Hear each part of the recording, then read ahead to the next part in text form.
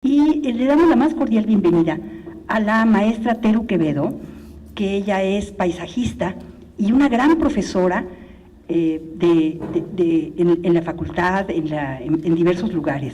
Pero muchísimas gracias por tu asistencia. También contamos con Amparo Gómez, que ella es investigadora del Museo Nacional de Historia del Castillo de Chapultepec, y sus investigaciones han sido importantísimas para dar a conocer esta parte del del cerro de Chapultepec, donde siempre ha sido tratada estas áreas verdes, y te doy la más cordial bienvenida, Amparo, muchas gracias. También contamos con la presencia del maestro Marco Massari. Él es director de la Facultad de Arquitectura de la Universidad Nacional Autónoma de México, y bueno, muy bienvenido, maestro. Muchas gracias por su asistencia. Y bueno, contamos también con la presencia de un amigo del museo, que es el arquitecto Javier Ramírez Campuzano.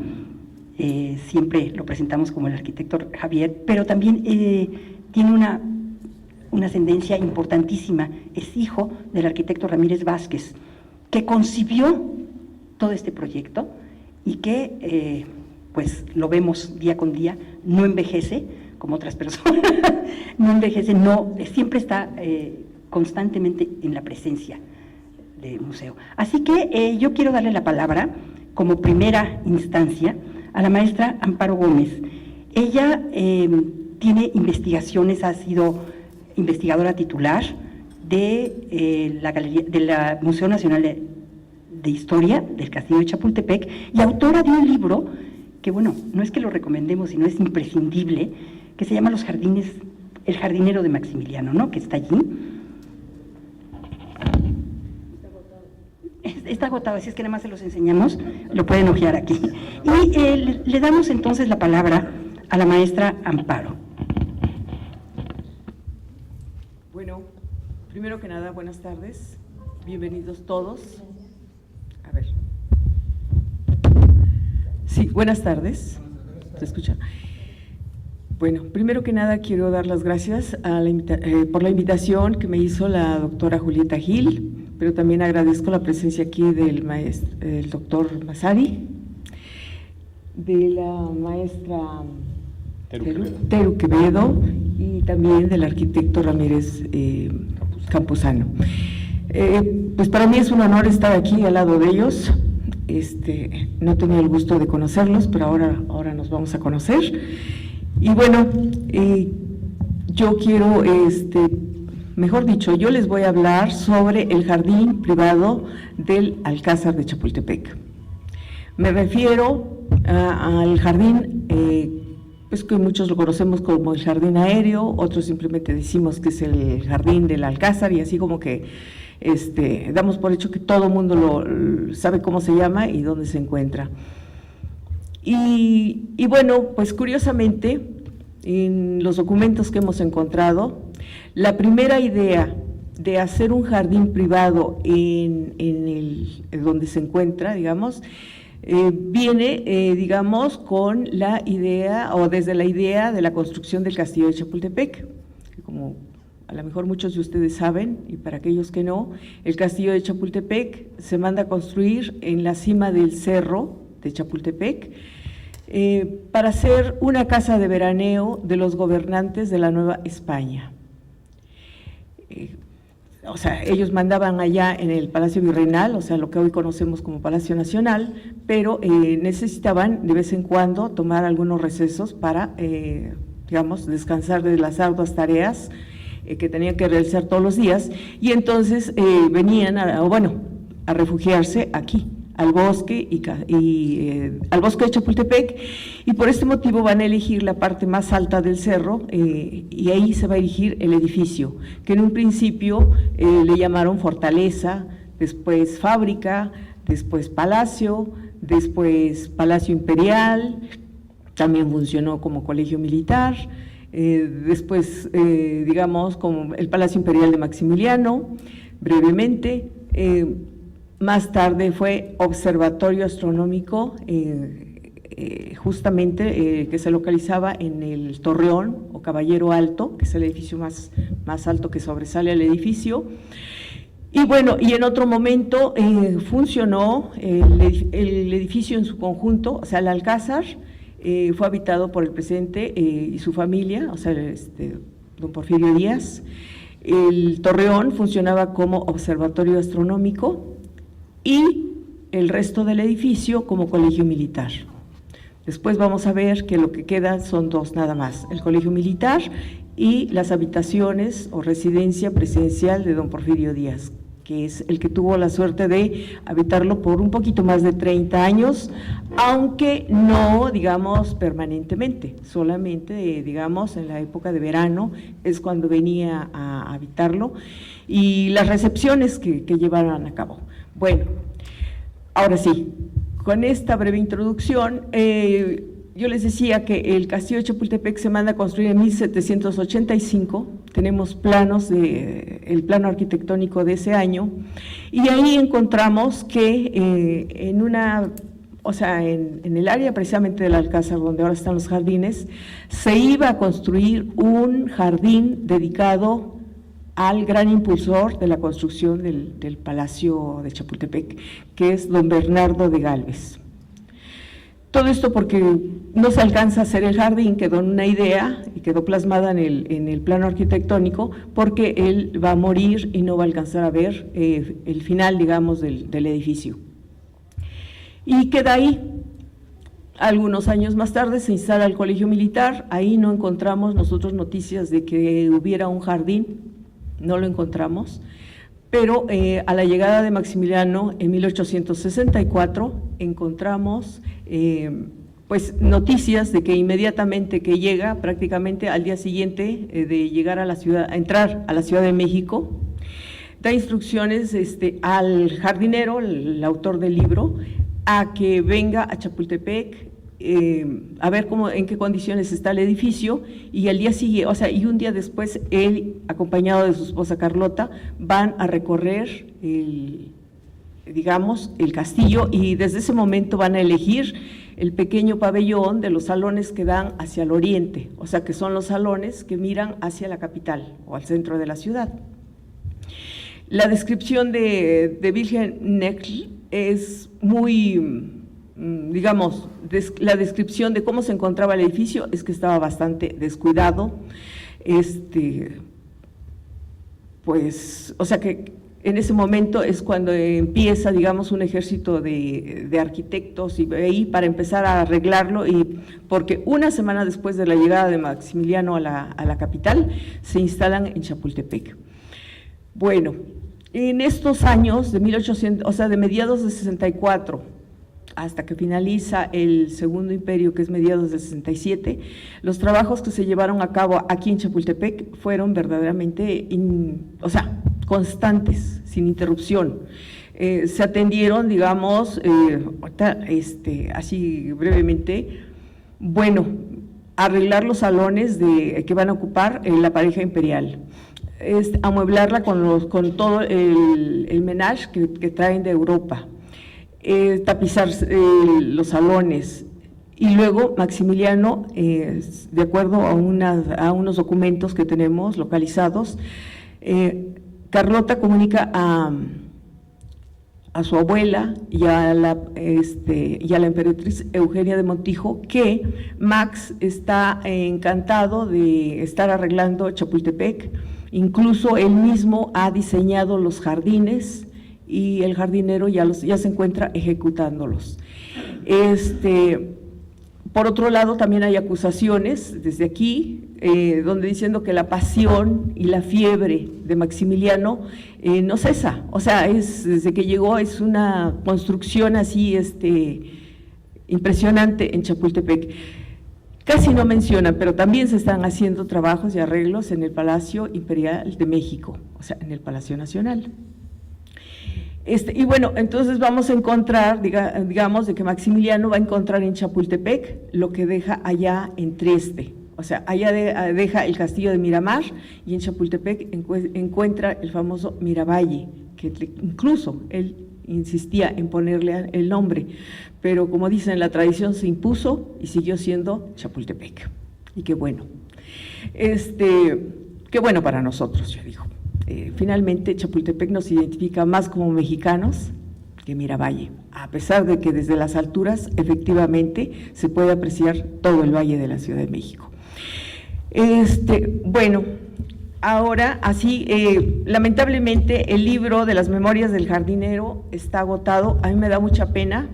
Es un libro que salió a finales de 2012, se agotó. Y bueno, hemos estado ya pidiendo que nos hagan una nueva edición. Yo espero que en algún momento pues autoricen la nueva edición. Y por este motivo yo me voy a permitir leerles algunos párrafos nada más del texto, que yo escribí un breve texto introductorio a las Memorias del Jardinero. Y bueno, así como que entre lo más sobresaliente, bueno, yo digo que entre 1859 y 60, Maximiliano contrata a Wilhelm Echtel como su jardinero, primero para que se encargue de arreglar los jardines de la Croma, que es un espacio que Carlota adquiere con dinero de su dote y se lo regala como regalo de bodas a Maximiliano. Bueno, entonces ahí vamos a encontrar proyectos para ese lugar. Luego tengo también de que, bueno, al parecer el buen desempeño que influyó en el tiempo que trabajó fue lo que decidió Maximiliano invitarlo a traer, o sea, a que viniera con él a México. Y entonces, pues, Wilhelm Echtel en ese momento tiene la misma edad que Maximiliano, 32 años, cuando están pensando venirse a México. Y se ve que no le costó mucho trabajo tomar la decisión y emprende el viaje junto con la pareja imperial, viajan juntos en la Novara.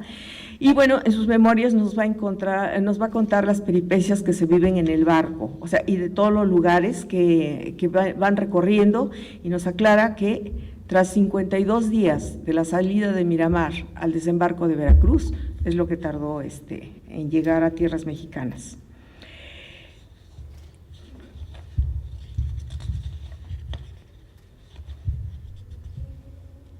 Bueno, en un libro del doctor Samuel Basch, menciona muchos detalles del emperador Maximiliano, pero también yo encuentro en Recuerdos de mi vida, en las memorias del emperador Maximiliano, que es una obra, bueno, de varios volúmenes, publicada en alemán, y en México se va a editar en una sola obra después de la muerte del emperador.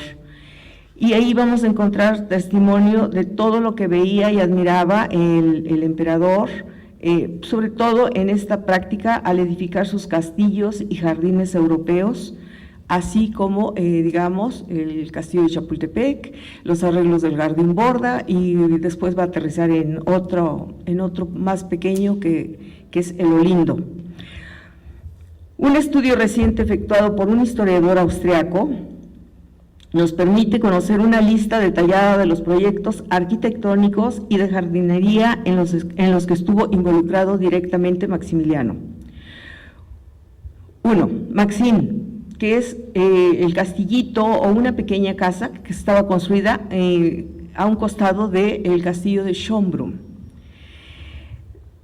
También hay otro que se llama New Maxim, que es una serie de proyectos entre los que se encuentran, o sea, la residencia de lo que iba a ser del comandante en jefe de la Marina austriaca.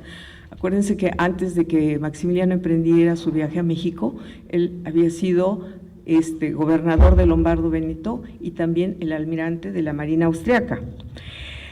3. La Villa Lazarowitsch, que es casa y jardín en Trieste y que es la residencia del comandante de la Marina austriaca. Otro, el Castelletto, que es una pequeña casa que se encuentra en el Parque de Miramar y que fue la primera residencia de Maximiliano, estando recién casado. Otro más, los jardines de Lombardía, Venecia, o sea, y ellos allá, cuando habitaron como gobernadores, permanecieron en Milán, en el castillo de Monza y en Venecia. Y también ahí hizo numerosos arreglos a los palacios que fue habitado por ellos. En Miramar, bueno, construye el Palacio y Jardín en las cercanías o en la punta del Grignano, en Trieste, Italia. Otro más, la Croma, que se encuentra cerca de Ragusa, que más bien se le conoce como Dubrovnik, y que forma, digamos, ahí hay un convento donde se va a reconstruir el convento y se van a arreglar los jardines. El octavo es el Palacio Imperial o la residencia de Maximiliano en la Ciudad de México, o sea, es el Palacio Nacional. O sea, se hacen también numerosos arreglos, pero no vamos a profundizar por ahí, eso será tema de otra charla. Otro más, la Calzada del Emperador, donde Maximiliano ordena que se trace un camino recto desde donde se encontraba el Caballito de Tolsá a las puertas de Chapultepec, pasando por el eje central del castillo de Chapultepec. Otro más, el Jardín Borda, que va a habitar también, digamos, brevemente en Cuernavaca, y que también va a sufrir numerosos arreglos, digamos, para su rescate.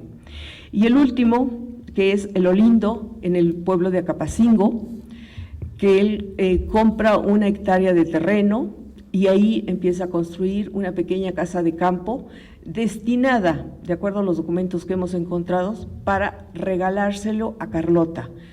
Esto para corresponder al regalo que él recibió de la pequeña isla de Dubrovnik. Entonces, ahora él en México le compra este terreno y construye ahí una casa de descanso, que Carlota le describe a la emperatriz Eugenia, donde le dice que Maximiliano va a construir en el pueblo de Acapacingo una casa, un chalet indio que va a llevar por nombre Olindo. Y bueno, entonces con toda este bagaje, digamos, de construcción y digamos, de alguna experiencia de Maximiliano, llega a México. Y aquí pues vamos a encontrar, digamos, esta manía de construir y no parar. Incluso pues hay serios, digamos, quejas. Por ejemplo, cuando conocen el castillo de Chapultepec, que fue el 13 de junio, o sea, el día siguiente de que llegan a México, inmediatamente aquí van a elegir el lugar, dice, cito, posteriormente inspeccionaron los edificios y eligieron para sus aposentos el pequeño pabellón ubicado en el oriente, conocido como Alcázar.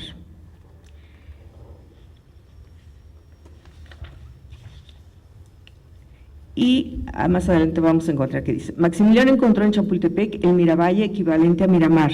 Desde aquel momento, cito, empezaron nuestras actividades. A Hoffman le tocó volver a poner la nueva residencia en un estado habitable lo más pronto posible, lo que costó un buen trabajo y esfuerzo. Los aposentos de sus majestades fueron amueblados con extrema sencillez y sin lujo. Todos los objetos traídos de Miramar y los que luego se pidieron fueron colocados y usados. Se cierra la cita. Arbustos y árboles, en su mayoría exóticos y plagados de florescencias, alternaron con rosas y otras flores que atraían a los colibríes. Esta especie de ave fue conocida por Maximiliano durante su viaje al Brasil entre 1859 y 1860.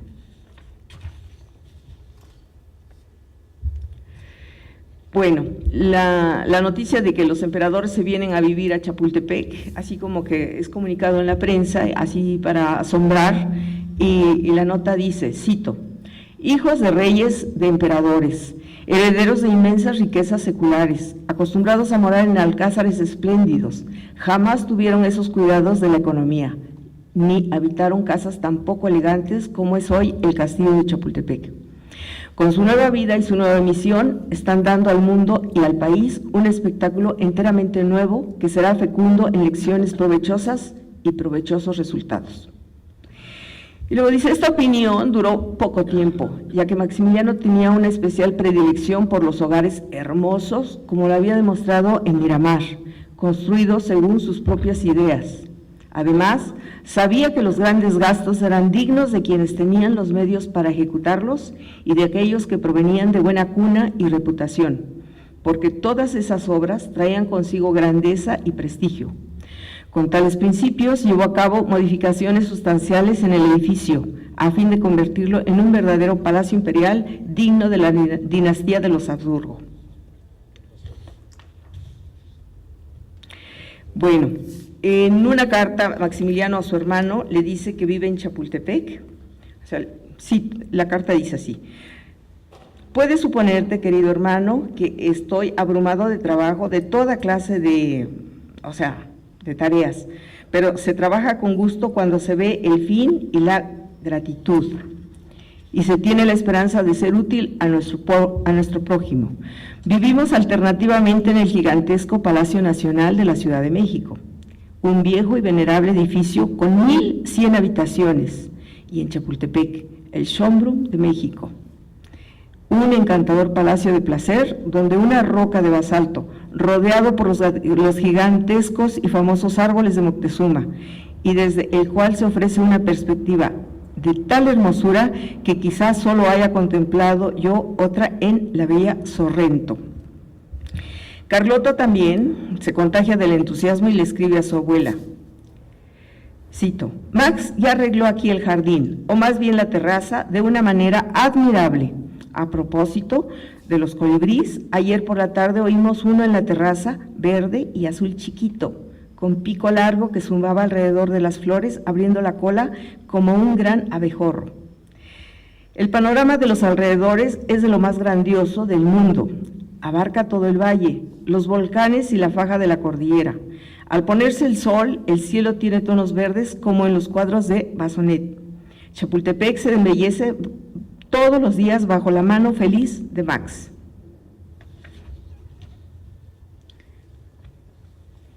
Y bueno, yo les decía que también había opiniones un poco contrarias a esto, y uno de los personajes, que es Manuel Paino, escribe, cito: en Chapultepec se emprendió la compostura del antiguo palacio, de la rampa y escalera de la colina, y la reposición del parque, bien que se hicieran, porque es innegable, muchas mejoras, sin embargo, el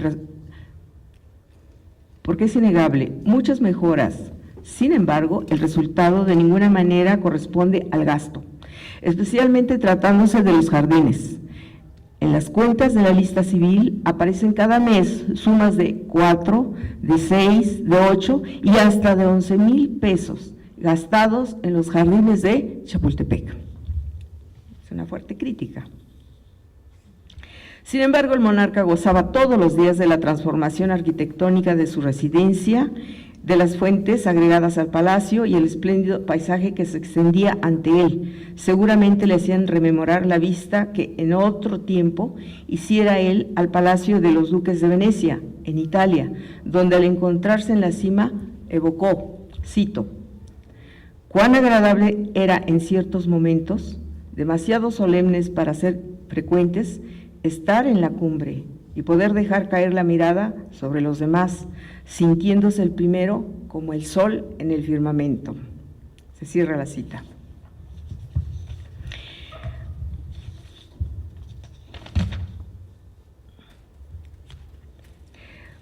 En 1865, un visitante, que fue el ministro extraordinario y plenipotenciario del rey de Portugal, Dámaso Sotomayor, vino a entrevistarse con el emperador Maximiliano aquí en Chapultepec, y sobre esta visita escribió, cito: Chapultepec destácase sobre el Valle de México, de la capital, con sus muros, sus encumbrados y verdinegros ahuehuetes, sus fresnos y sauces llorones, sus grandes y peladas rocas, su vegetación silvestre, sus rampas, calzadas, terraplenes y jardines, para ser coronado de un magnífico y caprichoso palacio que, elevándose sobre los gigantescos ahuehuetes que circundan la colina, se deja ver en las alturas como una ciudad encantada. Los jardines ahí, a la sola altura del piso, compónense generalmente de un fondo de luciente césped y de una orla de flores, pero en tan bella disposición y buen orden que vistos desde las alturas del Alcázar, se presentan a la vista como deslumbrantes tapetes orientales de caprichosos y elegantes formas, cruzadas por callejuelas que dan hacia los cuatro vientos. Un poco más allá se levanta a mayor altura otros, con sus rosales, dalias, azucenas, rosa, té o pajiza, condesa, reinas, etc. Ahí los horticultores limpian, cultivan y asisten constantemente a aquella deliciosa mansión. Es en vano el advertir que ese departamento deja a uno fascinado con su belleza. Se cierra la cita. Y bueno, pues hasta aquí vamos a dejar Chapultepec. Después Maximiliano va a seguir buscando otros lugares más tranquilos que Chapultepec y se va a ir a refugiar un ratito en temporadas breves en Cuernavaca, en el Jardín Borda. Y bueno, con esto yo de alguna manera la lectura la dejo aquí y los invito a que veamos unas imágenes que preparé y que tienen un poquito relación con lo que les acabo de leer. Bueno, aquí tenemos un plano arquitectónico del Alcázar o Castillo de Chapultepec, o sea, de 1785. Hay una descripción con todos los salones que debería de contener, y en la parte de allá es justamente el jardín, un jardín, por eso le llamé privada a la plática, porque la leyenda que iba a contener el jardín decía: yo solo, don Bernardo de Gálvez. Así, de clarito. Pues es una pena que aquí no se aprecie mucho, pero en cada cuadrito hay una letra y eso es lo que dice. Es un jardín, digamos, que quedó en papel. No tenemos noticias de que se haya construido, porque después de la muerte del virrey, unos meses más tarde, llegará la orden de que el edificio de Chapultepec se ponga en subasta en 60,000 pesos y se deposita inmediatamente a las arcas reales. Ya no hubo autorización para ampliar más presupuesto y seguir construyendo. Entonces, creemos que esta idea no se llevó a cabo. La que sigue. Aquí tenemos la vista de una litografía donde se ve el castillo cuando está funcionando como colegio militar. Y ahí vemos un orden que al parecer yo pienso que es bastante romántico, a menos de que así estuviera el cerro, o sea, tanto el castillo como el cerro, bastante ordenado. La que sigue. Aquí tenemos también, digamos, otra litografía donde el edificio funciona como colegio militar. Ahí vamos a ver varios militares en el patio, algunos muy pensativos, y podemos ver que desde sus alturas pues se alcanzan a ver el Iztaccíhuatl, el Popo, y digo, es una pena que aquí no se aprecie, pero sí se alcanza a ver también un poco la Ciudad de México, la capital. La que sigue. Aquí tenemos una litografía de la entrada triunfal de Maximiliano y Carlota. Aquí van circulando seguramente por la calle de Plateros para ingresar, digamos, para llegar a la catedral y después al Palacio Nacional. Aquí vemos la romería de la gente que salió a recibirlos. Pues esto se llevó a cabo un 12 de junio de 1864. La que sigue. Aquí tenemos el Palacio Nacional, que todos conocemos, pero que en aquel momento era el Palacio Imperial de México, así le llamaban desde la regencia, y con la llegada de Maximiliano, vemos que el edificio era de dos, o sea, le faltaba todavía una planta como la conocemos hoy en día, y estos edificios que sobresalen, que están tres en la fachada principal, es donde se colocaban la bandera mexicana, la bandera de Francia y la bandera de Austria. Y es el edificio que se negó rotundamente a habitar Maximiliano. En algunas cartas decía que ahí se sentía preso, que sentía que se asfixiaba, que él necesitaba libertad, y esa libertad la encontró en el bosque y castillo de Chapultepec. ¿La que sigue? Aquí tenemos una fotografía donde se puede apreciar el castillo. Y bueno, pues podemos ver que hoy donde se encuentran las oficinas de la dirección del Museo Nacional de Historia, no figura definitivamente. Es algo que van a pasar algunos años y hasta que se vuelve a reinstalar por ahí el Colegio Militar, y es cuando se va a empezar a construir los edificios que están más abajo. La que sigue. Aquí tenemos una foto también de François Aubert, que mandó a hacer Carlota, o sea, le pidió al fotógrafo que hiciera esta toma fotográfica para regalarle esta foto a Maximiliano con motivo de su aniversario número 33 aquí en la Ciudad de México, bueno, ya en México. Y ahí podemos ver, bueno, en la cima el Palacio Imperial y cómo se encontraba, digamos, la parte baja del cerro. Podemos ver ahí los acueductos, o sea, tanto el que arranca de aquí, de Chapultepec, y que va a llegar al Salto del Agua, donde también vamos a ver por ahí el acueducto que viene de Santa Fe y rodea el cerro, y es el que va a llegar atrás de lo que es ahora el Palacio de Bellas Artes. ¿Qué sigue? Aquí tenemos otra fotografía donde hay unas vistas del castillo, o sea, son dos fotos, pero de alguna manera nos da una idea de cómo está la construcción del castillo. Y allá en la parte alta se alcanzan a ver, digamos, unos arbolitos, o sea, con mucha imaginación, La que sigue. Bueno, aquí tenemos un plano donde se describen todos los salones, digamos, del Alcázar de Chapultepec, que son los salones o las habitaciones ocupadas por la pareja imperial.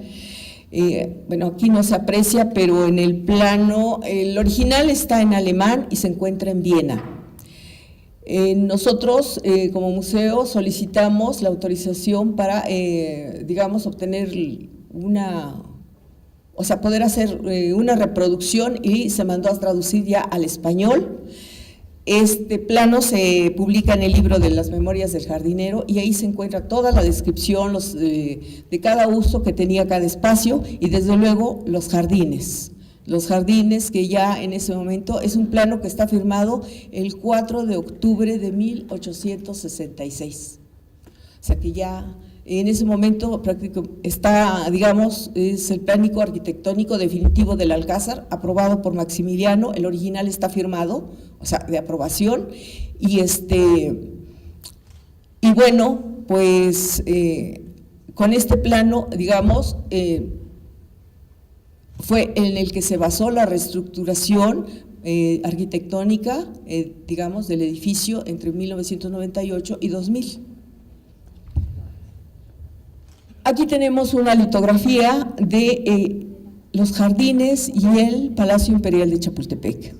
Entonces, aquí tenemos, no solamente Maximiliano tenía un jardín, o sea, el jardín del Alcázar, sino su idea es también con todo lo que es el patio de armas del castillo, convertirlo justamente en jardín, y solamente dejar ahí un espacio donde ellos pudieran circular. Y bueno, desde las alturas, pues ahí se ve perfectamente el acueducto de Chapultepec, y allá al fondo la capital de la Ciudad de México.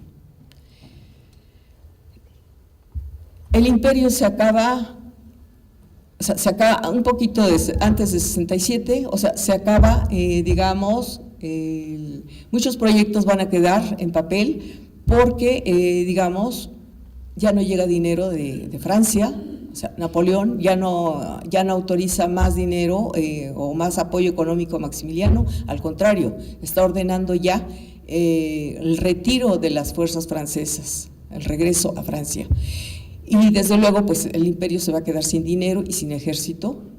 Y aquí tenemos algunos proyectos. Yo quiero decirles que en México hay cerca de 80 proyectos para el bosque y castillo de Chapultepec. También hay otros para el Palacio Imperial de México, el Palacio Nacional, otros para Cuernavaca, otros para Capacingo,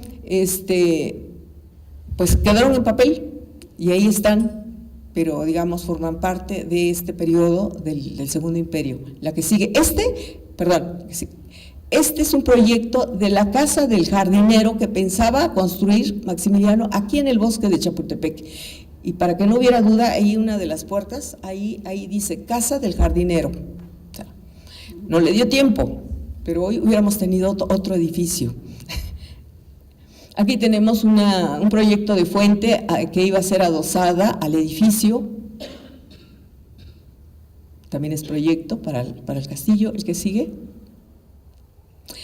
Y bueno, aquí tenemos una fotografía de unos años después de la caída del Segundo Imperio. El castillo de Chapultepec quedó en el abandono. Y aquí podemos ver cómo, digamos, la vegetación ha crecido.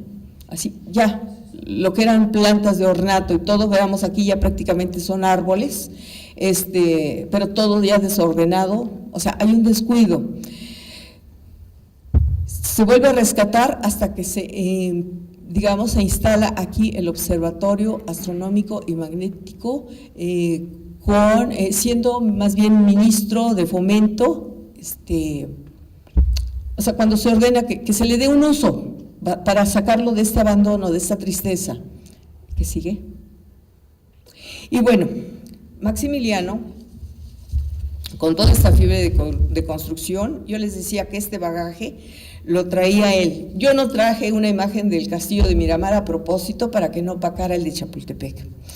Pero aquí tenemos un proyecto que él mandó hacer para la croma, o sea, para donde estaba el monasterio y los jardines de aquella pequeña isla que recibió de Carlota como regalo. Entonces aquí podemos ver el monasterio y todos los arreglos de los jardines, y donde, por cierto, en sus memorias, Nectel dice que él trabajó un tiempo ahí hasta que se terminó y después pasó a Miramar. El que sigue, aquí tenemos un proyecto de un parterre a la italiana.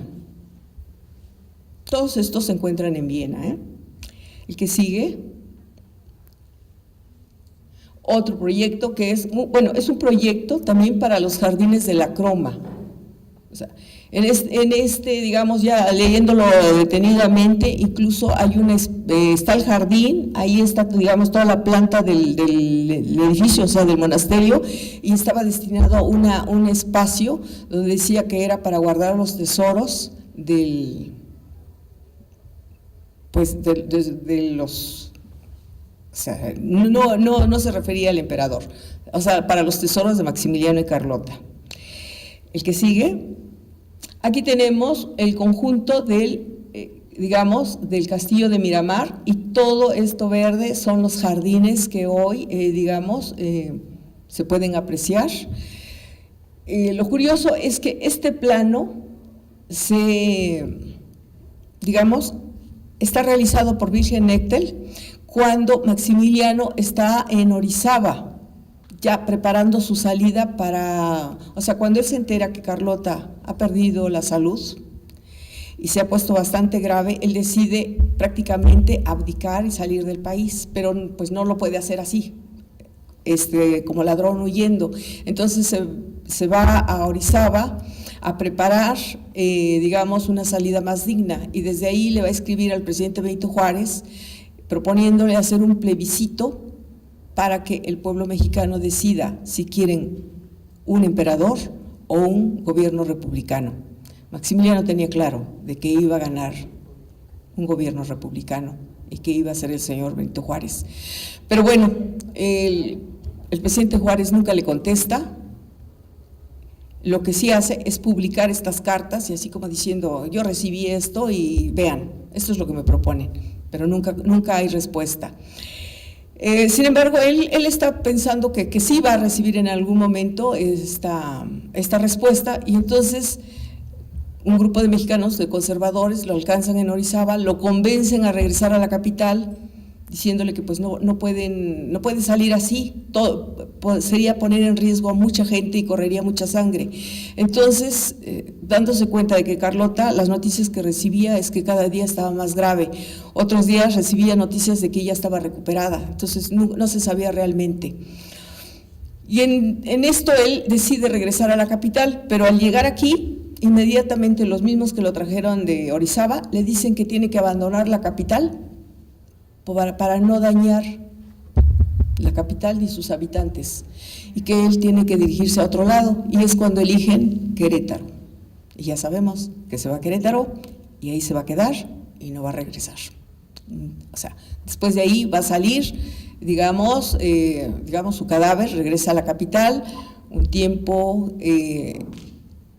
se queda aquí en el Hospital de San Andrés, ahí va a sufrir otro embalsamamiento, porque dos anteriores que le hicieron estuvieron muy mal, y después preparan todo el cuerpo y lo van a poner en unas urnas muy elegantes de maderas finas para mandarlo a Viena, donde es recibido por su madre, y bueno, todo irreconocible. Y desde entonces, o sea, desde enero de 1868 a la fecha, reposa en el panteón de la familia real, en los Capuchinos, en Viena. A ver, ¿ya? ¿Se acabó el tiempo? Bueno, pues, a ver, ya nada más rápidamente los que faltan. Ya, nada más, eso nos lleva 2 minutos. Este es el castillo de Monza, habitado por Maximiliano, también arreglado por él, que sigue. Este es un dibujo realizado por Maximiliano cuando tenía 8 años, donde él está diseñando un pequeño castillito, o sea, creo que esto ya lo traía. El que sigue, este es una acuarela del viaje de Brasil. El que sigue. Esta es la Villa Botachín, que él habita. La que sigue es otro ángulo de la Villa Botachín, o sea, vean los arreglos, o sea, los jardines, o sea, las casas que él habita en Italia como gobernador siempre se caracterizan por la abundancia y arreglo de los jardines. ¿Otra más? Ya. Ya las demás, miren. La iglesia votiva que él manda construir en Viena, o sea, él la costea con su dinero para dar gracias a que su hermano estuvo a punto de perder la vida, y en agradecimiento él manda a construir esta iglesia como acción de gracias.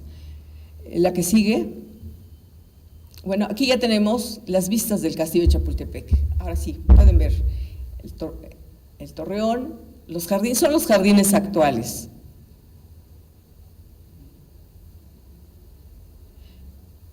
Entonces, primero fue un jardín privado para don Bernardo de Gálvez, y después un jardín privado para Maximiliano, y unos años más tarde también va a tener su jardín privado el presidente Porfirio Díaz.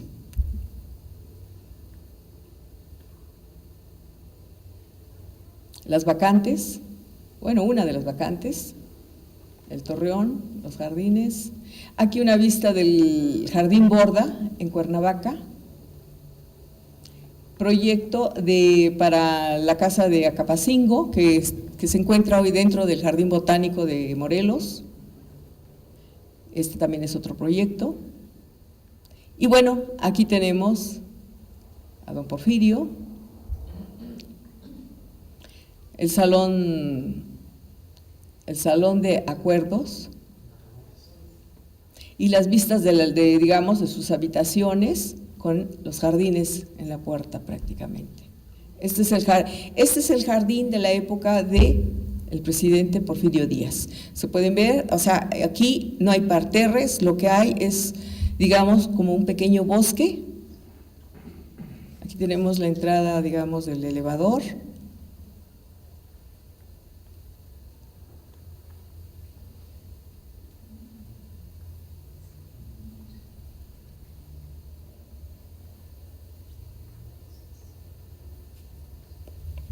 Bueno, con esto yo les doy las gracias a todos por su paciencia.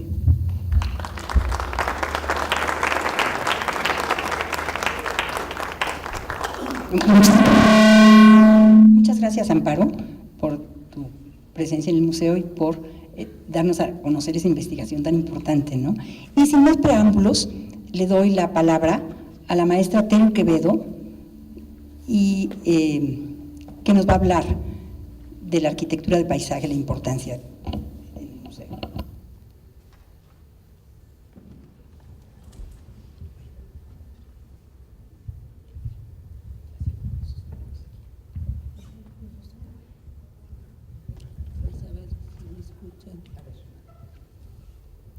A ver si se escucha, si se escucha.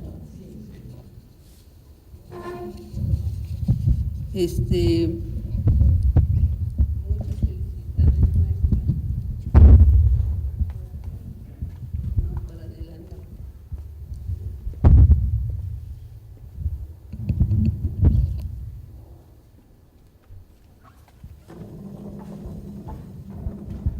Felicidades, maestra, por su presentación. Y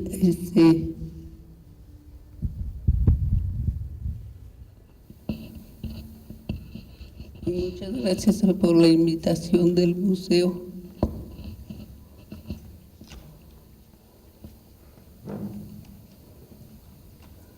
La mesa, arquitecto Campuzano, arquitecto Mazari, bienvenidos. Bueno, a mí Lilia me invitó a venir al museo.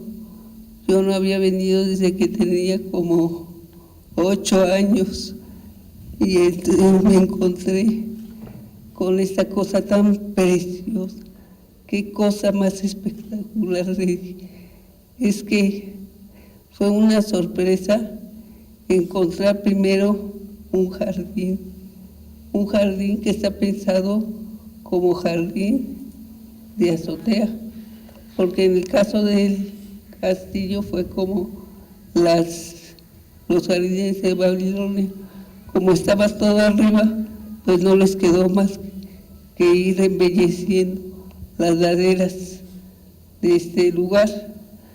Entonces, en el caso de el caracol, se construye en un lugar en donde le llamaban las piqueras o las picotas o algo así. Era un espacio que utilizaba el ejército para entrenamiento de los caballos. Entonces era un espacio libre. Entonces allí pensaron en poner el museo y me invitan a ver el jardín. Y me impresionó mucho porque decía yo creo que es uno de los primeros jardines de azotea, pensado como jardín de azotea. Entonces hicimos un análisis que les voy a leer a cachitos y les voy a platicar a cachitos como me sea posible. Gracias por su paciencia. Por su situación estratégica, el Museo de Caracol es parte de uno de los museos maravillosos existentes en Chapultepec. Su ubicación, tanto del bosque como del castillo, representa de algún modo el corazón de la ciudad. El Museo del Caracol es obra del arquitecto Pedro Ramírez Vázquez y es anterior al Museo de Antropología, es decir, el Museo del Caracol es como la madre del Museo de Antropología, porque eso le valió a Ramírez Vázquez que le dieran el Museo de Antropología. Es una joya entre los museos porque representa la integración perfecta de una obra arquitectónica con la naturaleza. Como ustedes vieron, al incorporarse a este lugar que es precioso, que culmina con esta bellísima águila, pues es la prueba de ello. De esta relación entre espacio al aire libre y el interior, su diseño geométrico son relevantes y sorprenden las soluciones que resuelven con discreción y simplicidad y funcionalidad. Este museo representativo de la arquitectura moderna, en donde interviene ya el funcionalismo, por primera vez es un espacio público proyectado y realizado en lo que podría ser la primera azotea con un espacio verde. En su diseño y construcción podemos resaltar los siguientes elementos. Esto lo escribimos para la directora del museo, para que tuviera elementos que defender este espacio libre, porque además el espacio como Chapultepec con tanto museo, de hecho, se podría decir que es único en el mundo, porque alberga muchos museos. En su diseño y construcción podemos resaltar los siguientes elementos: su acceso a través del puente de la calzada que sube al castillo, que de pronto sorprende la transformación del espacio y abre un plano singular ajardinado, la imprescindible azotea del edificio. Se seguirá por la parte externa la forma helicoidal de la construcción que gira adosada a un cono central por su forma se denomina Museo del Caracol. Bueno, ustedes ven que hay el cono y que se desarrolla en su base con jardines que van rodeando el torreón, y está de hecho enmarcado de plantas que la intención era las plantas cactáceas mexicanas. El andador desciende cómodamente junto a las jardineras. Hacia el exterior tiene césped y fluye envolvente en radiales en la parte externa del caracol.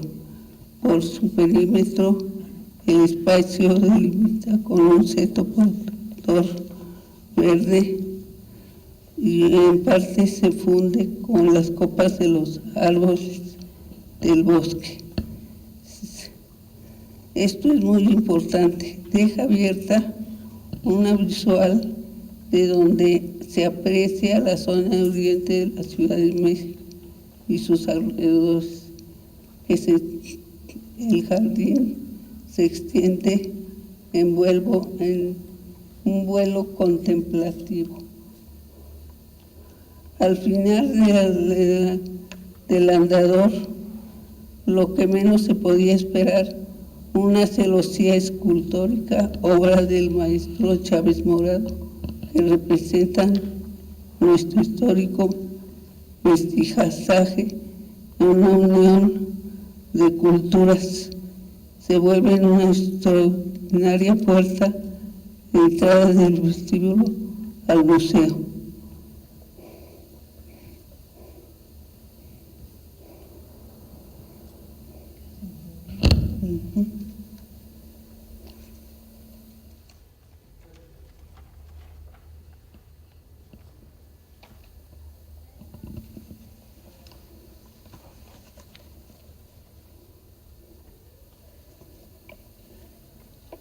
También es de reconocer que este jardín no rompe con la armonía del paisaje del caracol. No se ve el castillo, ni del castillo se ve el caracol, y su funcionalidad tuvo visión de futuro, como techo y como jardín. La construcción del museo soporta su peso, la humedad drena adecuadamente y los tipos de vegetación fueron adecuados. aunque con el tiempo se han cambiado, ya ha habido florecitas y todo eso, pero la intención es conservar las cactáceas. A los 57 años de su construcción, yo creo que ya es 58, sorprende su vigencia funcional, pero también presenta el peligro de quedar perdido porque la vegetación arbórea que lo rodea invade su espacio vital. Hay muchas palmeras que han nacido alrededor, que corre el peligro, son palmeras fénix enormes que en un momento dado pueden rebasar en la línea del horizonte y van a tapar la visual, y otras especies que entonces es urgente que se haga una limpieza alrededor, que se seleccione. Ahorita, como paréntesis, veníamos para acá y me dice Lilia, oye, ¿quién trajo los eucaliptos a México? Porque eso fue hace poco más de 100 años. Le digo, porque se hizo una selección entonces del tipo de vegetación para poner en el castillo y en el bosque de Chapultepec en general, y se plantaron 2000 especies y se hizo una selección pensando en cuáles serían las ideales. Y entonces dice, ¿quién trajo los eucaliptos a México? Por cierto, le digo, lo trajo mi bisabuelo, don Miguel Ángel de Quevedo, y me dice, híjole, ya la regué. Y entonces, bueno, pues las trajo él, pero él no dijo plántalo en Chapultepec. Entonces, hay señoras que vienen y plantan su arbolito que tenían enfrente de su casa y lo hacen igual aquí que en Miguel Ángel de Quevedo. Sacaron unos eucaliptos y llenaron de eucaliptos, y el eucalipto necesita mucha agua, entonces absorbe mucho el agua. Saben que se desgaja y todo eso. Entonces son vegetaciones arbóreas no aptas para ciudad. Y trajo eso, trajo las casuarinas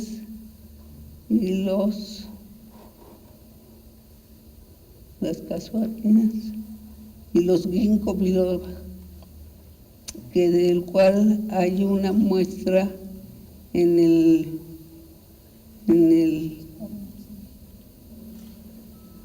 hay una que es muy vieja, está donde está el monumento de Álvaro Obregón, en el Jardín de la Bombilla. Entonces, allí pueden verlo. Y este es un árbol, milenario, se llama árbol,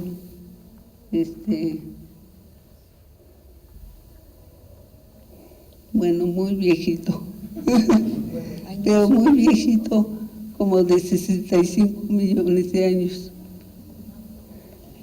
Entonces, por eso se ha defendido, se defiende de las plagas con mucha facilidad. Esa es la característica. Entonces, pues, bueno,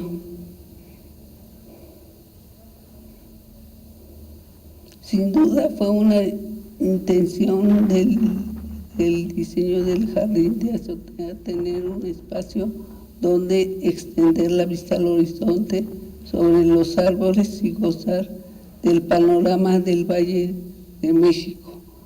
Yo les digo a mis contemporáneos, ¿se acuerdan cuando hablábamos seguidito? ¿Se acuerdan cuando podíamos correr? Bueno, pues ¿se acuerdan cuando los volcanes tenían nieve? Yo creo que todos nosotros los vimos alguna vez y ahorita se ven de vez en cuando, y cuando aparecen nevados parece que vemos una...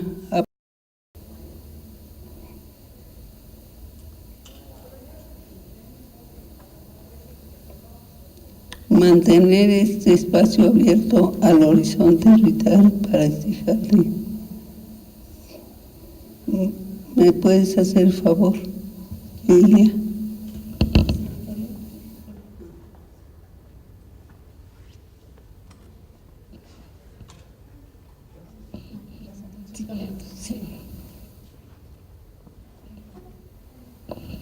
Mantener ese espacio abierto al horizonte es vital para este jardín.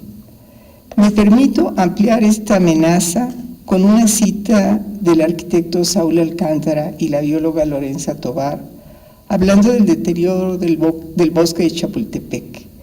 Está amenazado por una megalópolis que provoca un desquiciamiento ambiental y una especulación destructiva. Puntos suspendidos, desvirtuando el patrimonio construido por las visuales históricas del bosque hacia la ciudad y de la ciudad hacia el bosque. Cabe también decir, sin detallar, que dimos sugerencias paisajísticas para actualizar el jardín y sobre las zonas jardineadas que rodean al museo. Se avanza poco a poco en esto. Se han remodelado las jardineras centrales también con las consideraciones de biólogos expertos del Jardín Botánico de la UNAM y queremos dejar consideraciones sobre el cuidado y mantenimiento. Concluimos que sin duda es un jardín que se debe resaltar en la historia de los jardines mexicanos, un diseño que desde 1960 tuvo la visión de conjugar con el entorno del bosque que lo rodea y sobre todo ser el particular acceso exterior a esta galería de historia. Pues concluimos con que es un espacio único que necesita la cooperación de todos, el cuidado de todos, porque los niños vienen y ponen sus mensajes de amor en los magueyes, y entonces no es lo más indicado el maguey, aunque es muy bonito, pero no es lo más indicado. Y la otra cosa es contar con las especies que deben de ser, porque en el jardín botánico nos hicieron un obsequio y nosotros venimos muy felices, pero estaban las plantitas así chiquititas. Entonces al primer aguacero las sacó y otras se las llevaron y otras no subsistieron. Entonces hay como 2 o 3 por ahí. Entonces necesitamos Marcos, necesitamos tus influencias. Entonces, porque realmente es un espacio único en México. Entonces yo los invito a que vayan a verlo. De hecho, el concepto del jardín es movimiento, como ha sido la Constitución del Estado mexicano. Es que me encanta la película aquella, El hijo pródigo, no sé qué, que arrancaba de la Constitución lo que no le gustaba ¿cómo se llama? La ley de Herodes. El cuate que llega a un pueblito se va con la Constitución y le arranca las hojas que no le conviene y lo que no le gusta. Entonces, yo digo que así ha sido la Constitución, porque los de aquí no se atreven a cortarle. Si se atreven a cortarle, sería otra cosa más valiente, como el cuate de la película, pero le cortó. Entonces la Constitución es una cosa así, como de altas y bajas, y entonces ese es el concepto del jardín. La primera vez que vinimos con una arquitecta que ahora vive en Vancouver, Lucía Hernández Hemont. Venimos con el arquitecto Carlos Bernal. Aquí está el arquitecto Bernal, es el arquitecto paisajista primero del país. Tenemos un flamante arquitecto paisajista que hace 50 años, hace 51, 52, se recibió de arquitecto paisajista, pero es el primero del país, Carlos Bernal Salinas. Arquitecto, por favor, ¿se puede identificar?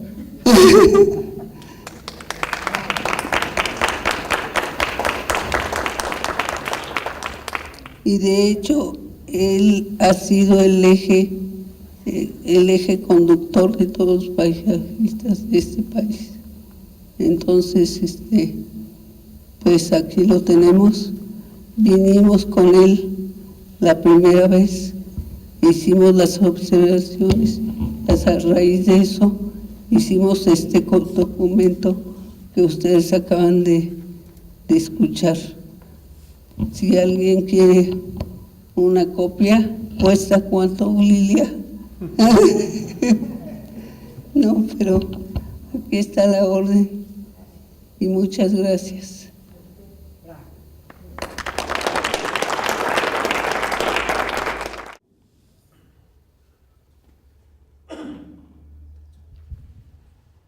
Es muy poco lo que puedo agregar de la descripción que hizo la maestra Quevedo, muy puntual y sobre todo describiendo en una frase la vigencia funcional que ha tenido la solución del jardín y arquitectónica, maestra. Le voy a pedir que me regale una copia de su intervención, por favor. Gracias. Para enfatizar todos estos conceptos, me permití traer algunas imágenes para ilustrarles un poquito el antecedente. Creo que los proyectos, más allá de la solución formal, le agradezco el crédito que le dio el arquitecto Pedro Ramírez Vázquez, pero creo que el principal crédito se le deben llevar las personas, los funcionarios que crean las condiciones para que sean posibles. Y en este sentido, en primerísimo lugar, el señor presidente López Mateos, y junto a él un secretario de la altura del gran educador que fue don Jaime Torres Bodet.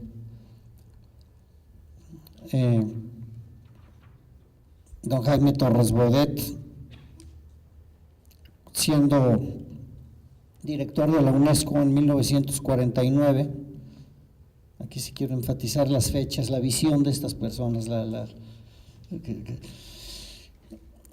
Él había hablado con el presidente de Gaulle de hacer una exposición a los derechos humanos y la hizo en un museo que hoy día se llama la Galliera, que es el Museo de la Moda en París, y en esa época era el Museo de Artes Industriales.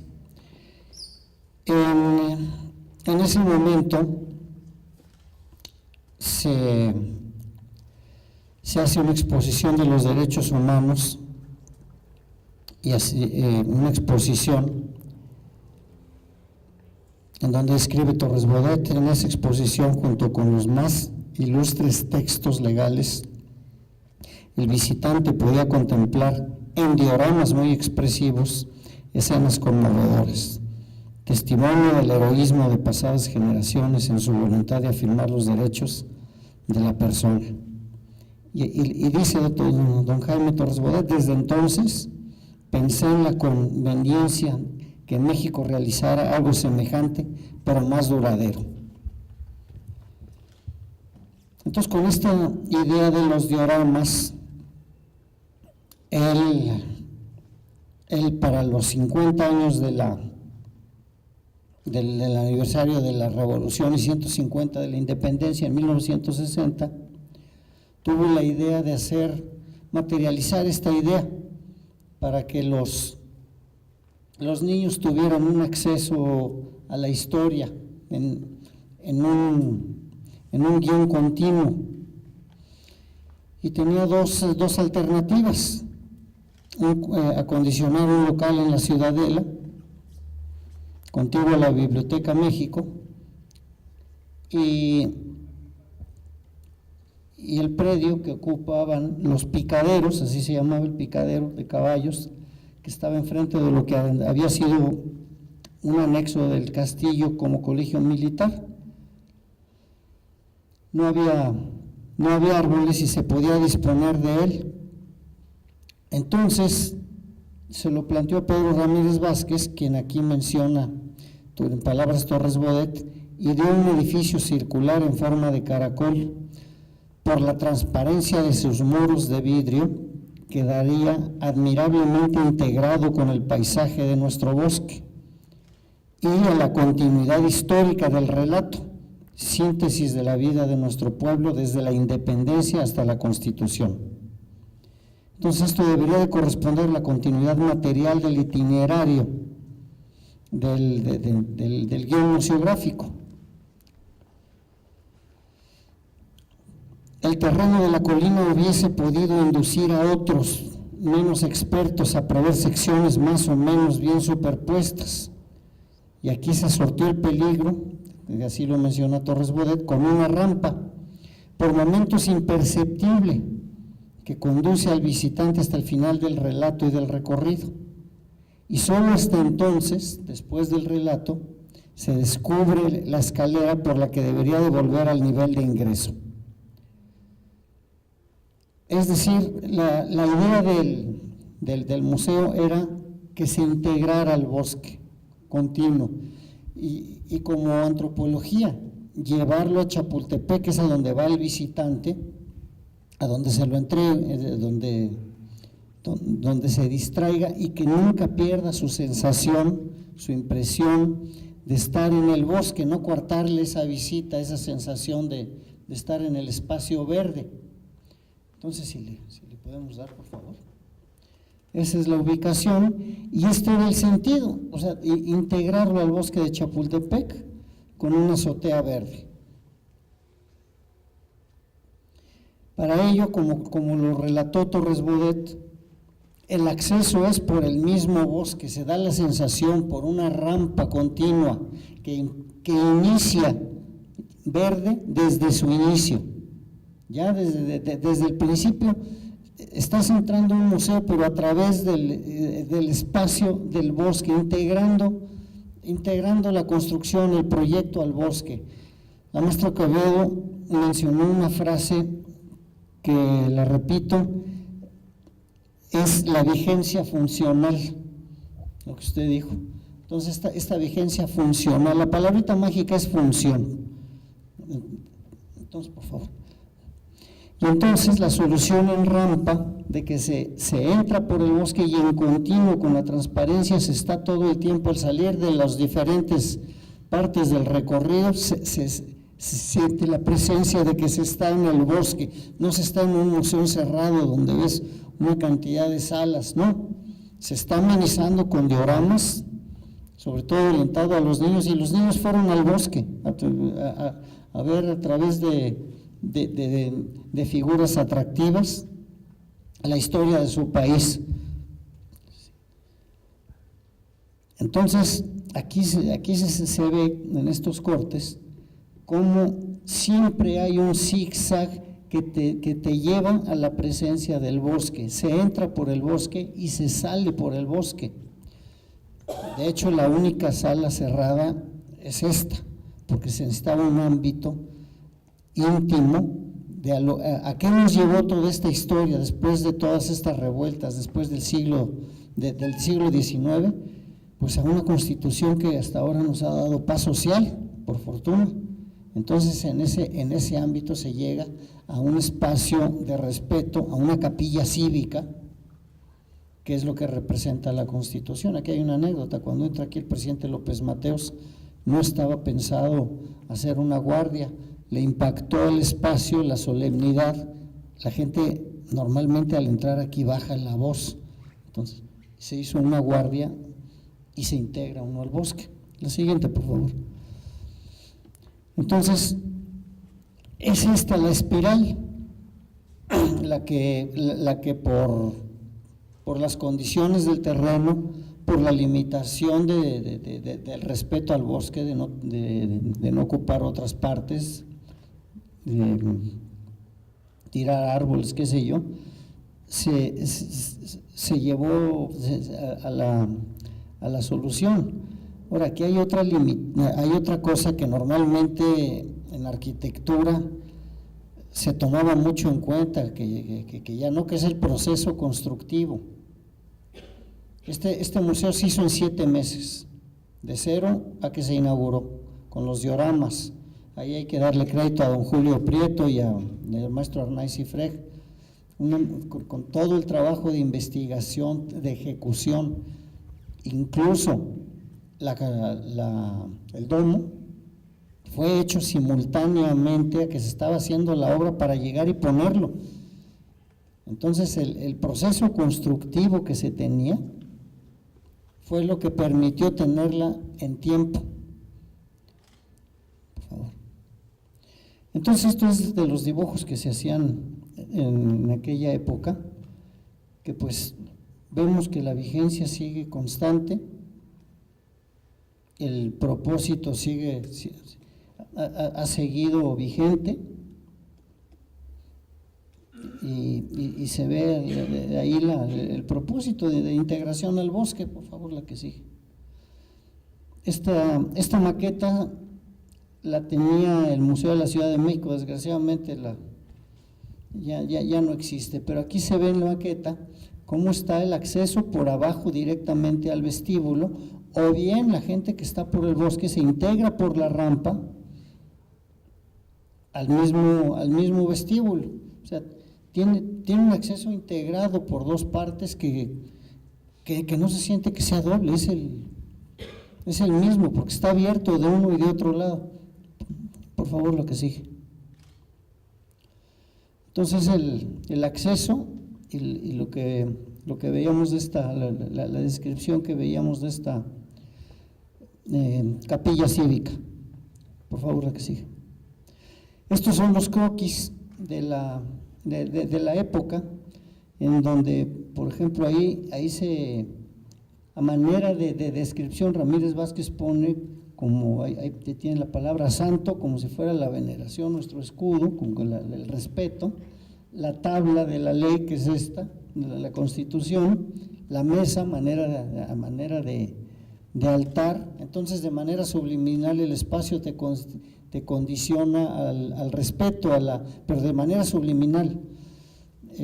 Aquí me valga una anécdota que en algún momento tuve de la Catedral de Brasilia, donde lo primero que ves es un mensaje, es un letrero que dice: esto es un templo, por favor bajar la voz. Pues el lugar te lo tiene que inspirar, no te lo tienen que decir. En las catedrales góticas, nuestras catedrales barrocas, en fin, el mismo espacio te induce a ese respeto. Entonces, esto es lo que recoge detrás del recorrido de nuestra historia, la sensación de estar en un espacio íntimo que representa el esfuerzo de entonces, de 150 años de independencia y 50 de revolución, de de rendir homenaje a esa historia de la que somos herederos. Don Jaime decía que los museos deben ser la función principal, es crear el sentido de responsabilidad histórica del patrimonio que estamos heredando y que nosotros vamos a heredar a las generaciones que vienen, amén del sentido didáctico y en el caso de antropología el sentido estético de las obras que ahí se exhiben. Así. Bueno, es lo mismo. Aquí se ve, aquí se ve más la integración de la rampa hacia el acceso del vestíbulo y el acceso por la parte inferior. Este es el acceso que lo que se trata es de respetar el bosque, no se trata de lucir el acceso o la arquitectura, sino más bien la arquitectura ya la da el bosque, es el sentido del respeto del contexto. Entonces, por eso es una entrada que no interfiere con la vista del bosque y con el paisaje. Esta es ya el acceso a la rampa y por ahí fue el acceso del presidente López Mateos, del secretario Torres Bodet, de los funcionarios que hicieron posible esta obra. Están entrando por el bosque, digo, están en un paisaje verde, sin embargo ya están en el ámbito del museo. Sin que así se perciba necesariamente.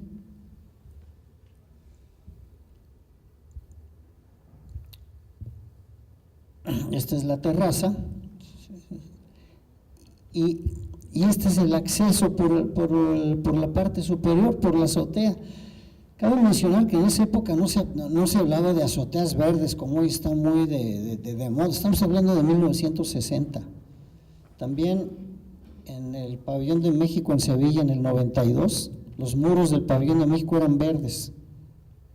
O sea, eran personas vanguardistas en sus soluciones. Hoy están de moda, pero estamos hablando 25 años después.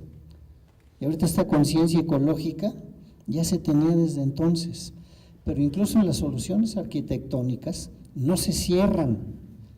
Estas grandes puertas de Chávez Morado sí, te aíslan el espacio, pero te dejan ver que estás en el bosque, están abiertas, tienen un motivo escultórico que se integra al paisaje en lo exterior y en lo interior también, o sea, el guión que coincide en ambos lados, como lo resolvió Chávez Morado, es extraordinario.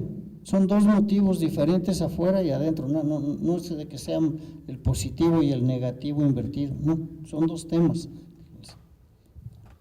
Entonces aquí se está entrando a un espacio, vamos a decir, sí cerrado, pero que no deja de estar integrado con el exterior, hasta en un espacio, y no se necesitaba, se pudo haber hecho una cuestión de vidrio, una ventana, ¿no? Es la integración plástica que se hacía mucho en la arquitectura mexicana, la integración arquitectónica y con materiales perennes como lo hizo mucho Chávez Morado, canteras, bronce en este caso. Los mensajes también, como es el de don Jaime Torres Bodet, para un mensaje introductorio y lo mismo ahí en el área de acceso se tiene la sensación del bosque, de todo el tiempo, de que se está en el bosque de Chapultepec. Y esta es la extraordinaria puerta de Chávez Morado, que la vemos como permite la luz natural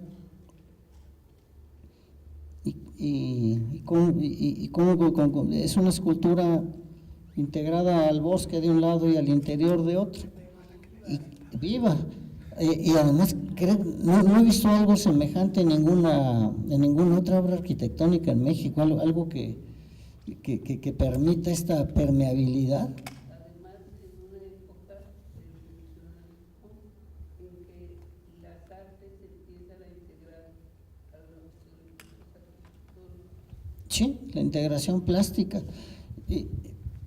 Y además que con el guión museográfico, de sentido de identidad, que tristemente se ha perdido muchísimo, pero bueno, la siguiente. Estos son detalles. Como reflexión en voz alta, yo no sé si hoy día algún escultor tenga capacidad de hacer esto en 7 meses, desde diseñarlo, modelarlo, fundirlo y colocarlo. Ya está en menos tiempo. La columna del Museo de Antropología, el maestro Chávez Morado la hizo en 50 días, de 0 a 50 días la colocación. Era una capacidad de ejecución que tenían toda esta generación extraordinaria. Eran 4 talleres lo escribe él, eran 4 talleres de fundición simultáneamente, y él no veía las piezas armadas hasta que estaban en el sitio. Era impresionante. Ahí está todas estas partes del recorrido, pues está en el bosque, se está integrado al bosque, se está en el paisaje, ya sabes que estás ahí, sobre todo a los niños, no se les priva como que no vienen como que los van a llevar a un lugar donde los llevan a fuerza, vienen con gusto. Y el ver la animación, a mí me sorprende en lo personal cómo hay constantes que todavía, a pesar de toda la tecnología de realidades virtuales, etcétera, todos estos dioramas tienen su encanto. Yo tengo 63 años y llevé a mis hijos de chiquitos a Disneylandia, y la animación que se tiene de la fecha que se inauguró ese parque en el 54, ahorita, el Peter Pan y el Pinocho son iguales y sigue estando lleno. No han cambiado por estas realidades virtuales. Se tiene vigencia el sentido didáctico y lo que capta el niño, y eso yo creo que el trabajo de investigación que se hizo fue a profundidad. La siguiente, por favor, en todos los dioramas. Y aquí, siempre que se sale en línea recta de una zona para entrar a otra sala, se está en presencia del bosque. Sí.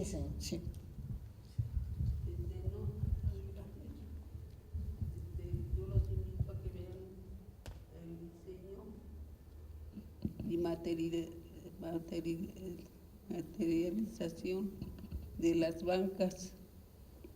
Son unas bancas de madera, son hermosísimas, que yo no sé por qué hicieron tan poquitas, pero son bellísimas. Ojalá y las prueben, porque no solo a la vista son bonitas, son muy cómodas.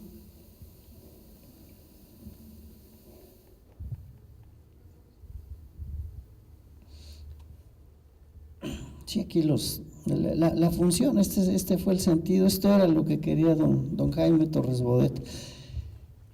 Debo hacer hincapié en algo que el museo no fue concebido, ni junto con todos los de la época, como museos aislados. Fue todo un programa derivado porque era el pensamiento vasconcelista, de la formación integral de la persona. Hoy día que estamos con una reforma educativa, están redescubriendo la capacitación de los maestros que Torres Bodet la planteó en 1944, junto con la construcción masiva de escuelas, creando el CAPSE y junto a un gran, enorme programa de alfabetización en 1944. Y en el 49 tener la visión de este museo, pero todo esto se englobó en un programa educativo general. Vamos, por un lado, capacitación de los maestros, buenos maestros, el espacio físico, las aulas rurales, ya tenemos el maestro y el espacio. Bueno, y los libros, la Comisión Nacional de Libros de Texto Gratuito. Bueno, ¿y los niños cómo aprenden si no están bien nutridos? Los desayunos escolares. Bueno, el complemento de la educación extraescolar, los museos.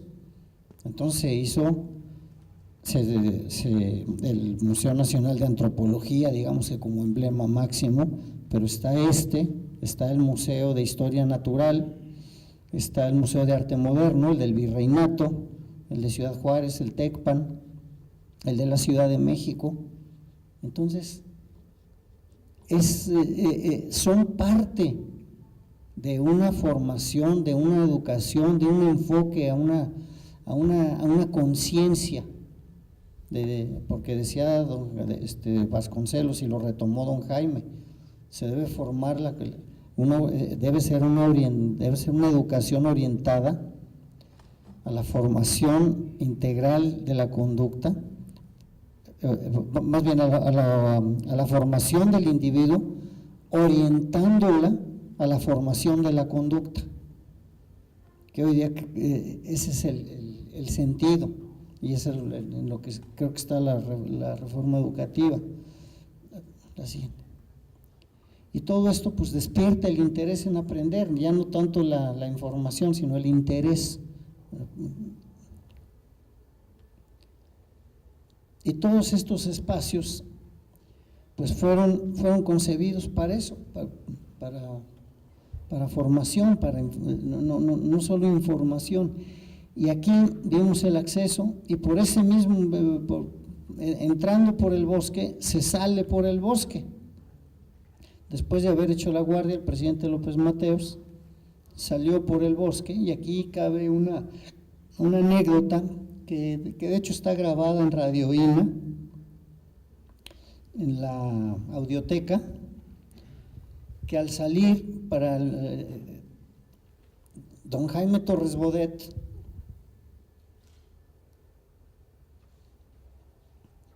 cuando sale,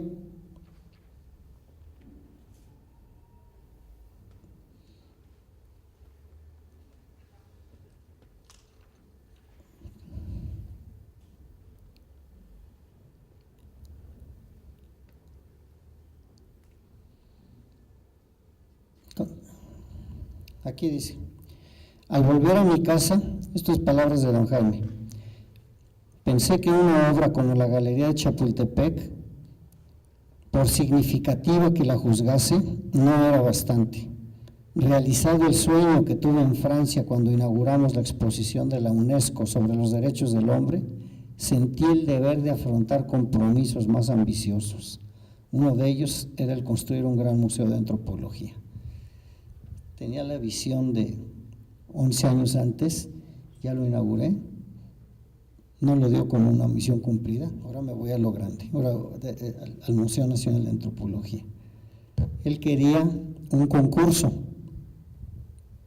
López Mateos quería que se le asignara a Pedro Ramírez Vázquez porque lo tenía muy digerido, y Ramírez Vázquez le había dicho a don Jaime: no se trata de diseñar un estuche, si quiero estar en un concurso, todos los arquitectos que participen deberían de tener exactamente los mismos asesores, porque había personas de la altura de un Luis Abeleira, de un Eusebio Dávalos Hurtado, de gentes como Marquina, vamos, de extraordinarias luminarias de la época.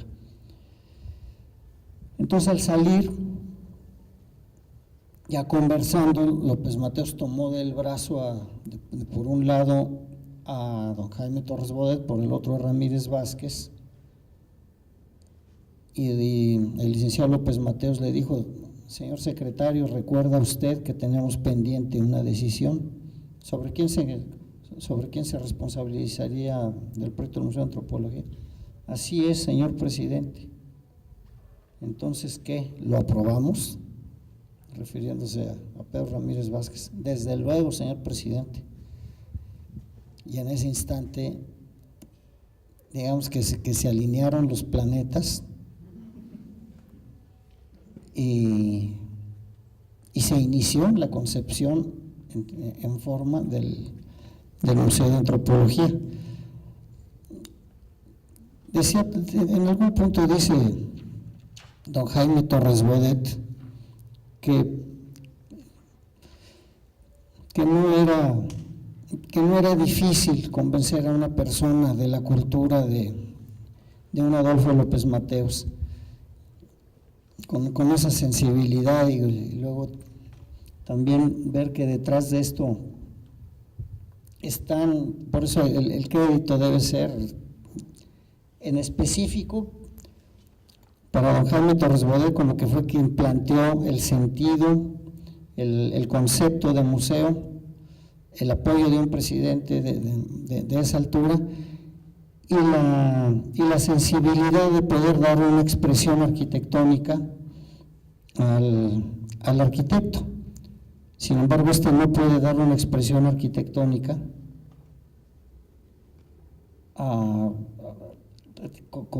como la da, sin tener presente esa visión del proyecto que quieren un López Mateos o un Torres Bodet.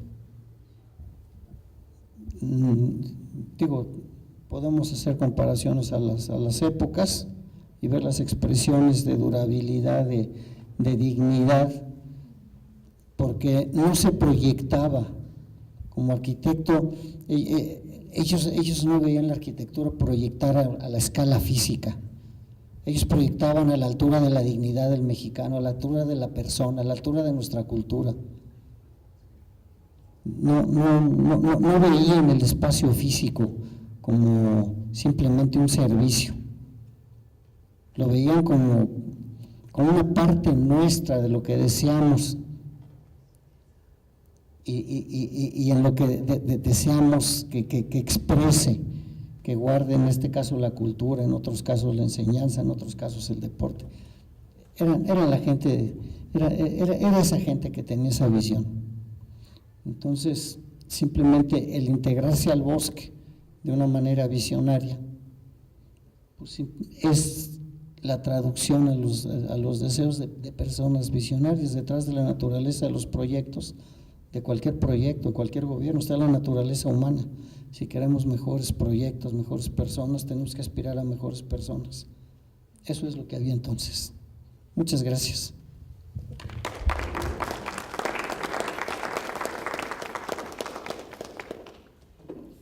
Pues muchísimas gracias, arquitecto.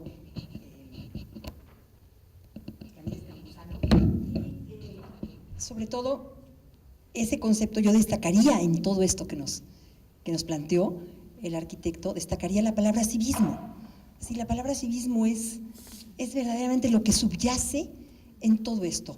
Encuentras un funcionario, encuentras un agente que realiza, pero bajo este concepto, ¿no? Que el museo sigue vigente, por eso, ¿no? Así que le agradecemos tanto. El arquitecto es custodio del archivo del arquitecto Ramírez Vázquez, que tal riqueza para la nación, ¿sí?, puesta al servicio precisamente de la investigación. Así que muchísimas gracias, arquitecto, por su presencia. Yo quisiera invitarlos a leer mucho a don Jaime Torres Bodet. Las memorias me estaban diciendo hace rato, no recuerdo quién, me estabas diciendo que se acaban de reeditar. Vale la pena. De verdad que es una enseñanza perenne lo que representa aprender de don Jaime. Bien, pues ahora ya nada más nos resta presentar al arquitecto Marcos Massari, director de la Facultad de Arquitectura de la UNAM, y le agradecemos mucho su presencia, y adelante. Muchísimas gracias, Julieta, por invitarme. Bueno, porque creo que es un honor estar en esta sala, dirigiendo unas palabras a muchos amigos sobre todo, diría yo. Yo quisiera decir que creo que desde la presentación de Amparo, esto se ha convertido primero en pues una reflexión sobre Chapultepec y una reflexión sobre no solo el Museo del Caracol, sino también la relación entre el museo y desde luego el Castillo de Chapultepec. Una reflexión entre la arquitectura y la arquitectura de paisaje y una reflexión entre la historia y finalmente los mexicanos. Me parece que todos nosotros tuvimos la oportunidad de visitar el Museo de Niños, algunos tuvimos la oportunidad de visitar el museo con nuestros hijos ya en una segunda vuelta, y una de las cuestiones interesantes de este museo es que finalmente es una síntesis de una serie de conceptos arquitectónicos que entrelazan de nuevo el espacio interior y el espacio exterior, que entrelazan la cultura y la forma, como tú decías, la formación cívica de los mexicanos, pero al mismo tiempo un respeto también hacia el bosque de Chapultepec. Este museo es un espacio que podríamos nosotros decir que en su momento responde a algunas de las teorías quizá más importantes que se hablan sobre arquitectura, pero también que nos habla de esta relación con el exterior. Yo creo que desde 1927, por ejemplo, Le Corbusier escribió en la Architecture vivante la importancia de los jardines o de las cubiertas de jardín. Y esto es una reflexión que va de la mano con otros conceptos que dan la vuelta al mundo finalmente, pero al cual Le Corbusier le dedicó un especial interés, pero que finalmente no tiene la resonancia que tienen otras ideas que él mismo manejaba. Es curioso, yo estuve haciendo una investigación muy rápida, y es curioso que este museo en el 60, también a la par, en el 61, Kevin Roche desarrolla un proyecto que tiene lo que se llama una cubierta peatonal. Este proyecto que está en Oakland, muy cerca de San Francisco, es un proyecto que lo que hablaba era de cómo la arquitectura no debe tener este techo como un techo, sino que el techo es un espacio también habitable, y en este caso las escalas de los museos son diferentes. El de Kevin Roche o el de Oakland, que es un museo pues de cultura general, porque no solo es un museo de arte, no solo es un museo de historia, es un museo que tiene una gran extensión, contrasta enormemente con el Museo del Caracol, y con esta respuesta al sitio, con este respeto a la ubicación, con este respeto, como se ha dicho, al espacio ocupado por el picadero, pero que también atendiendo primero a la reflexión de Amparo, este vínculo que hay entre tener un jardín en el aire y tener un jardín que no estaba en el aire, ¿no? Pero que tenía estas visuales desde el aire. Yo creo que una de las grandes aportaciones de Maximiliano fue el famoso Paseo de la Emperatriz, hoy Paseo de la Reforma, y estas visuales que se generan desde el bosque de Chapultepec, desde el castillo de Chapultepec. Y aquí quisiera retomar las ideas de Teru, que me da mucho gusto compartir la mesa contigo, Teru. El hecho de que estas visuales también son visuales que se generaron en un paisaje distinto al que conocemos hoy del bosque de Chapultepec. Hoy tenemos, y se ve a través de las diferentes imágenes que hemos visto del bosque, cómo el bosque se ha convertido en un bosque maduro, un bosque en el que ha habido muchas intervenciones desde el punto de vista de reforestación, pero no necesariamente intervenciones desde el punto de vista de conservación. Y en este caso creo que la invitación es a un intercambio de ideas entre qué tan importantes son las visuales que se generan desde el Alcázar, que son tan importantes como las que se generan desde el jardín de azotea del Caracol. A lo mejor una podadita, Guadalupe, nos vendría bien, ¿sí? O sea, no se trata de talar árboles, pero también los árboles tienen la posibilidad de ser podados, y se pueden recuperar estas visuales de las que hablaba Teru, y se puede recuperar también algo que es muy importante o quizá básico, que es lo que el japonés le llama el espacio robado, y que son estas visuales que se generan desde un mirador magnífico como podría ser la azotea de este museo. Y también los archivos son fundamentales. En las fotos que vimos del archivo, Javier, hay un punto que me parece que es muy importante, es que el museo no tenía andador, tenía césped. Era en realidad una gran superficie de césped, esta superficie helicoidal que bajaba y que le da pertinencia también a un gran escalón de mármol que era el acceso al museo y que tiene que ver con la escala y la proporción de la gran puerta en este caso, ¿no? Creo que hay muchos significados que entrelazan la arquitectura y que entrelazan las artes en este caso. La gran puerta es uno de los grandes elementos que tiene todo un significado de la historia, como decía Lilia cuando entramos, de la creación de este hombre que es la mezcla, el mestizaje de las culturas, pero que también tiene que ver con esta relación que en algún momento fue síntesis de las culturas prehispánicas, la relación entre las bellas artes y la arquitectura, y también la relación entre la arquitectura y el espacio abierto. Creo que la escala del museo es una reflexión, porque el museo es muy grande, el museo en realidad. Sin embargo, la planta, podríamos decir, es muy pequeña en relación al gran tamaño del museo. Y esto también viene, pues, esta reflexión que se hizo sobre el concepto de la funcionalidad o de la racionalidad que en aquel tiempo marcó a la arquitectura mexicana, pero desde luego la sensibilidad, pues aquí ya se habló desde luego del presidente López Mateos.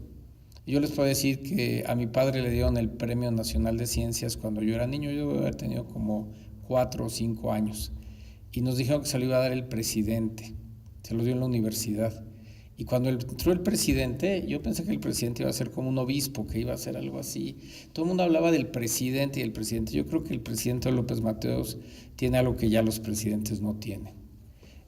Fue una persona que entró, saludó a todos, incluso a nosotros, y nosotros preguntamos, pues, ¿quién era ese señor? Pues el presidente. ¿Cómo que ese señor era el presidente? Pues sí, era el presidente. O sea, ese acercamiento a mí, pues es un recuerdo que yo tengo de por vida, el hecho de haber pensado que el presidente, o sea, era algo extraordinario, ¿no? O sea, no era el premio, sino lo importante es que iba a estar el presidente. Y pues como éramos sus hijos, nos habían invitado. Y entonces esto sucedió en la Facultad de Ciencias hace ya, pues no sé, a lo mejor pues 50 y pico de años. El estar en este recinto en este momento me recuerda esta idea, esta anécdota que cuentas de que el presidente decide hacer una guardia de honor aquí.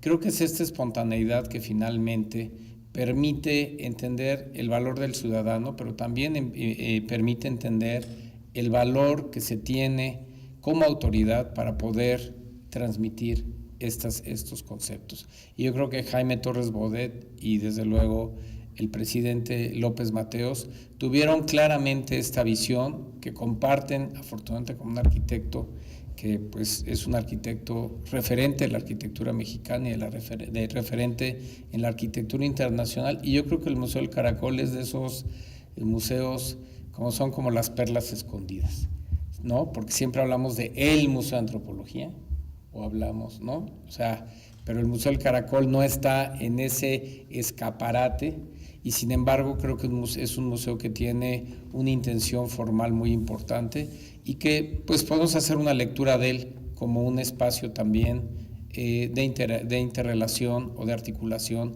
entre el bosque y la arquitectura, que hay que transmitir a todos aquellos que finalmente quieren hacer museos en el bosque.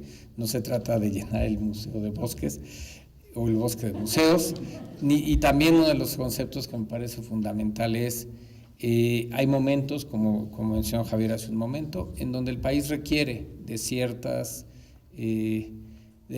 infraestructura de la mano de la formación de los mexicanos. Hoy el país requiere de otras infraestructuras, y creo que algo de lo que habló Teru y que me parece fundamental, bueno, es que hay que cerrar filas en la recuperación de este jardín de azotea, que es la intención de vernos el día de hoy aquí, la forma en la que yo lo entendí, y que pues de mi parte está, si a través de la universidad podemos ayudar en algo, pues podemos ver en qué podemos ayudar desde luego, pero creo que lo importante es, hay que regresar a las fotos de archivo también, eso es muy importante, y hay que regresar, por eso me parecieron fundamental las fotos que pasaste, porque las fotos de archivo finalmente nos permiten entender en su momento cómo fue concebido el museo. Yo podría decir que los jardines de azotea hoy en día tienen una difusión enorme, desde el famoso Roof Garden, que pues no sé, en los años 30 podríamos mencionar los de Rockefeller Center, por ejemplo, ¿no?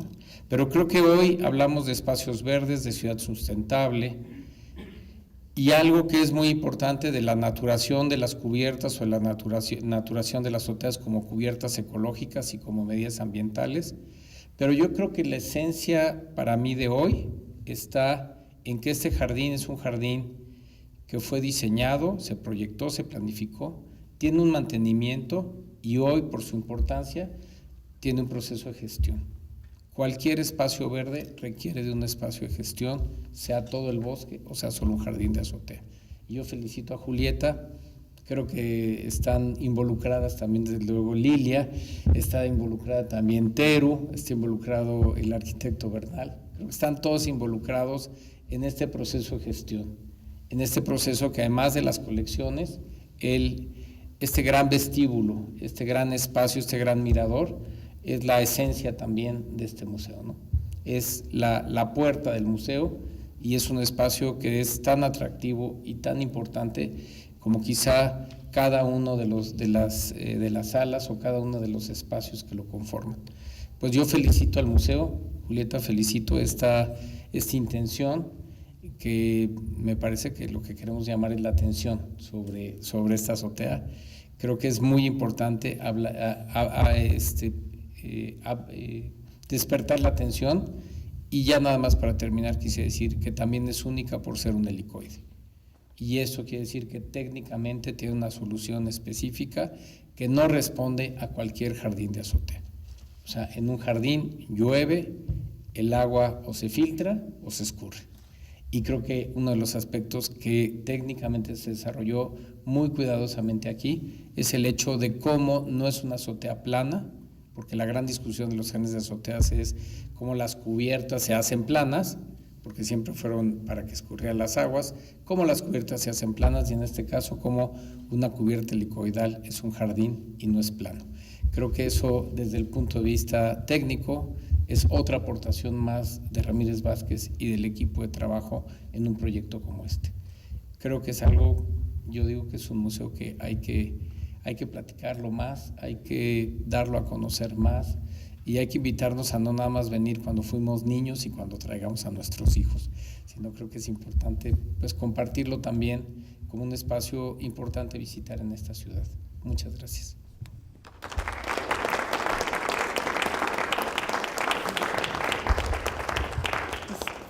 Solo me resta darle las gracias a los participantes en la mesa, en especial a la maestra Teru Quevedo por su asistencia, es una guerrera, ¿sí? Como la Coyolxauhqui, es una guerrera que siempre está en todos estos proyectos, a la maestra Amparo, que es un honor tenerte aquí, y con tus conocimientos. Ese libro es de primera categoría en su imagen, en su rescate. Dale las gracias. Licenciada. Y bueno, a Marcos Massari, un honor tenerlo aquí. La labor que realizan desde la Facultad de Arquitectura es importantísima, sobre todo en esta parte de arquitectura de paisaje y de todo esto. Y bueno, al custodio del archivo del arquitecto Ramírez Vázquez, con ese conocimiento que tiene de primera mano, es una fuente de primera mano lo que tiene el arquitecto, pero aparte esa asimilación y esa comunicación que nos ha dado en este día. Y a todos ustedes, en especial al arquitecto Bernal, en especial a la maestra Lilia Cruz, que codo con codo ha estado, y creo que es apenas, como dice don Marcos, apenas una semillita. Contentas estamos porque los cactus han florecido, y es apenas una semillita de estas donaciones recibidas del Instituto de Biología, de los aportes de todos. Y aquí es donde vemos un proyecto que se va consolidando gracias a las aportaciones de la comunidad. Así es que solo me resta darles las gracias, decirles que afuera los esperamos con un tentempié y que no es la última vez. Muchísimas gracias.